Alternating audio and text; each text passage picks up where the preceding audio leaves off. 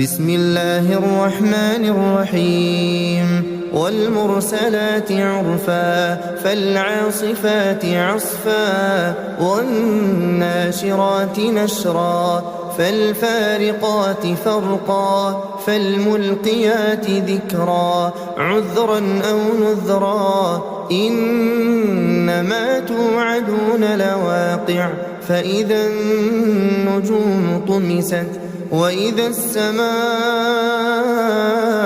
فرجت وإذا الجبال نسفت وإذا الرسل أقتت لأي يوم أجلت ليوم الفصل وما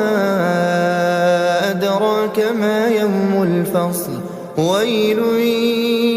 يومئذ للمكذبين ألم نهلك الأولين ثم نتبعهم الآخرين كذلك نفعل بالمجرمين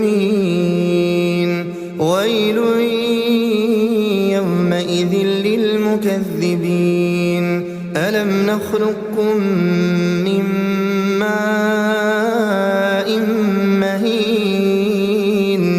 فجعلناه في قرار مكين إلى قدر معلوم فقدرنا فنعم القادرون ويل يومئذ للمكذبين ألم نجعل الأرض كفاتا أحياء وأمواتا وجعلنا فيها رواسي شامخات وأسقيناكم ماء فراتا ويل يومئذ للمكذبين انطلقوا إلى ما كنتم به تكذبون انطلقوا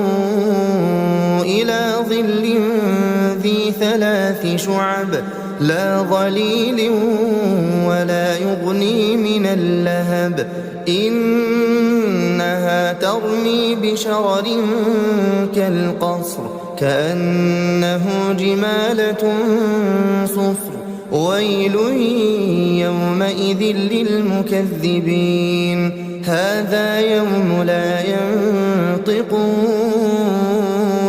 ولا يؤذن لهم فيعتذرون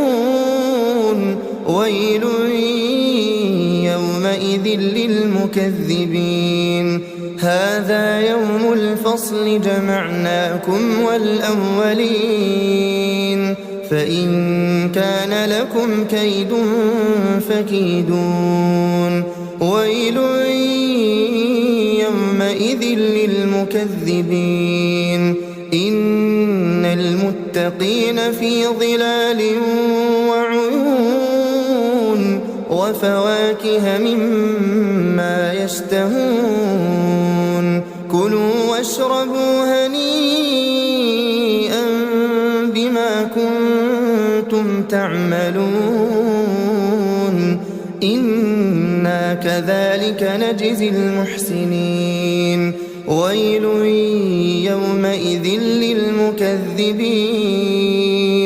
كلوا وتمتعوا قليلا إنكم مجرمون ويل يومئذ للمكذبين وإذا قيل لهم اركعوا لا يركعون ويل يومئذ للمكذبين فبأي حديث بعده يؤمنون